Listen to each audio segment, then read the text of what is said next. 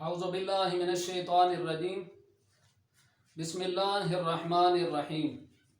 عزیز طلباء، السلام علیکم ورحمۃ اللہ وبرکاتہ۔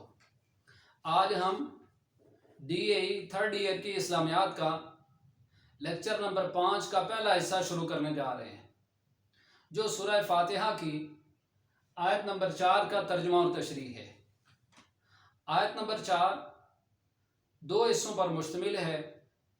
ایاک نعبد، یہ پہلا حصہ ہے، و ایاک نستعین، اس کا دوسرا حصہ ہے۔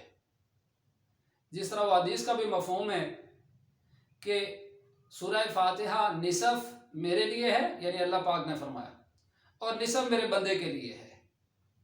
نصف میرے لیے کیسے کہ الحمدللہ رب العالمین الرحمن الرحیم مالک یوم الدین ایاک نعبد، یہاں تک پہلا حصہ اللہ پاک کی حمد و ثنا ہوئی۔ کل 7 آیات ہیں تو 3.5 آیات یہ اللہ پاک کی حمد و ثنا ہو گئی۔ پھر اگلی 3.5 وہ انسان اللہ پاک سے دعا اور درخواست کر رہا ہے۔ تو پہلے حصے کا آخری جز جو ہے وہ آج ہم سیکھنے جا رہے ہیں، یعنی ایاک نعبد۔ ایاک کا مطلب ہے تیری ہی، تیری بھی نہیں۔ جس طرح ایک مفتی صاحب کہتے ہیں کہ مجھے ایک کرایہ دار خاتون تھی، اس نے توحید سکھا دی۔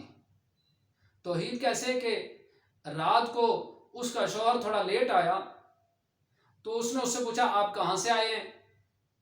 تو اس نے بتایا فلاں کام تھا۔ اب وہ اعتبار نہیں کر رہی، وہ بار بار پوچھ رہے نہیں آپ کسی اور جگہ ہوئے ہوں گے، کسی اور جگہ۔ وہ سننا بھی نہیں چاہتی کہ اس کا کسی اور سے تعلق ہو۔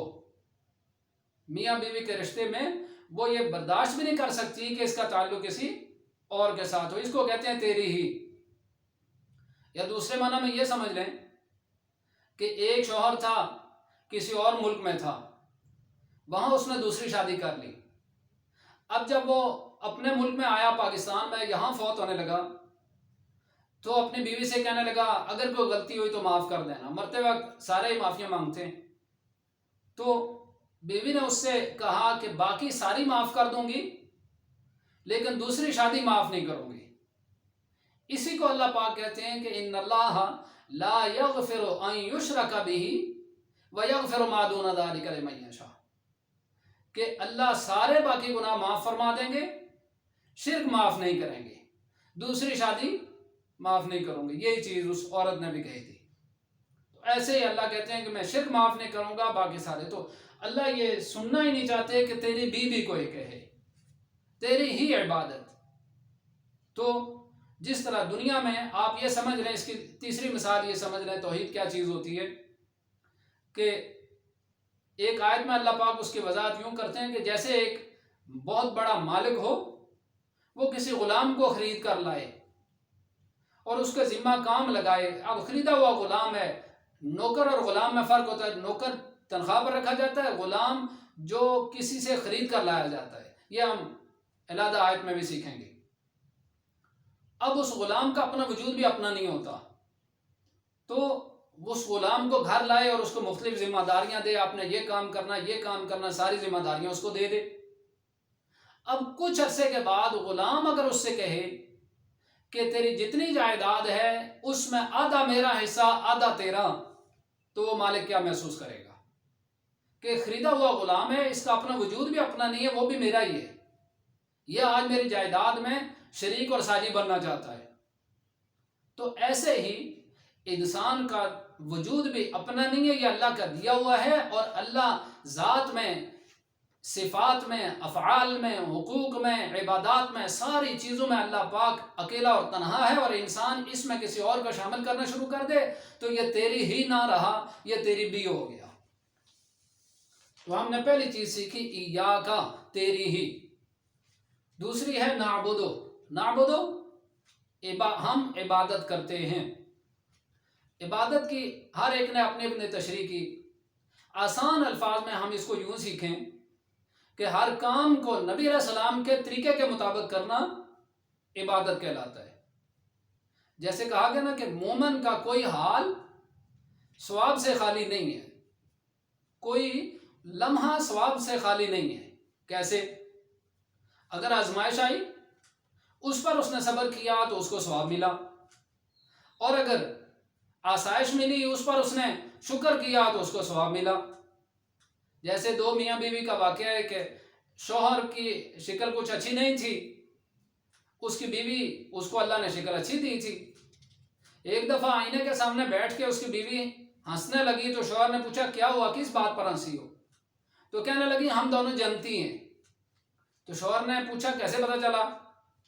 کہنے لگی دیکھو اللہ نے مجھے کتنی اچھی شکل دی اور آپ کی ایسی شکل ہے، اب جب میں آپ کی طرف دیکھتی ہوں تو صبر کرتی ہوں، اور جب آپ میری طرف دیکھتے ہیں تو شکر کرتے ہیں، تو دونوں جنتی ہوئے، صبر کرنے والا بھی جنتی اور شکر کرنے والا بھی جنتی۔ تو مومن کا کوئی لمحہ، کوئی حال ثواب سے خالی نہیں ہے، شرط یہ کہ اس کام کو نبی علیہ السلام کے طریقے کے مطابق کیا جائے۔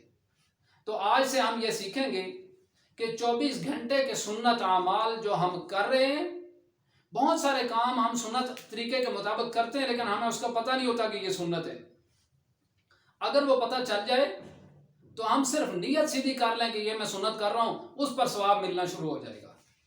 جیسے مومن کا سونا بھی عبادت ہے، اس کا جاگنا بھی عبادت ہے، اس کے خرید و فروخت بھی عبادت ہے، اس کا پہننا اتارنا بھی عبادت ہے، اس کا کھانا بھی عبادت ہے، اس کی مہمانی میزبانی بھی عبادت ہے، اس کا واش روم جانا، مسجد جانا بھی عبادت، یعنی بیت الخلاء سے لے کر بیت اللہ تک ساری زندگی عبادت ہے، اگر اس نے نبی علیہ السلام کے طریقے کے مطابق اس کو کیا تو۔ ہم اس کو سیکھیں گے سنت اعمال جو میرے ذہن میں ہیں اس کے مطابق۔ اب رات کو سونے سے لے کر ہم اس کو شروع کرتے ہیں۔ سونے سے پہلے کوشش یہ کی جائے کہ باوضو سویا جائے، کیونکہ ایک حدیث کا مفہوم ہے جس طرح انسان زندگی گزارتا ہے اسی طرح اس کو موت آتی ہے، اور جس طرح اس کو موت آتی ہے اسی طرح وہ اٹھایا جائے گا۔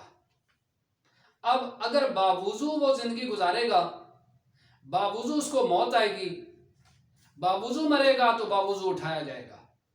جس طرح کہا وضو مومن کا اسلحہ ہے جو اس کو شیطان سے بچاتا رہتا ہے۔ جب تک انسان باوضو رہتا ہے شیطان کے حملوں سے بچا رہتا ہے۔ اس لیے ہم پہلی نیت یہ کر لیں کہ کوشش کریں کہ ہمیشہ باوضو رہیں۔ جس طرح علماء سے سنا کہ نبی علیہ السلام نے معراج کی رات حضرت بلال حبشی رضی اللہ عنہ کی آسمانوں پر جنت میں چلنے کی آواز سنی، تو پوچھا یہ کون ہے جو مجھ سے پہلے جس کی جنت میں چلنے کی آواز آ رہی ہے؟ تو بتایا گیا یہ حضرت بلال حبشی رضی اللہ عنہ ہیں جو چلتے مکہ شریف میں، لیکن ان کی آواز جنت میں آتی رہتی ہے۔ نبی علیہ السلام واپس تشریف لائے تو پوچھا بلال حبشی کون سا ایسا عمل کرتے ہو جس کی وجہ سے تیرے چلنے کی میں نے آواز جنت میں سنی؟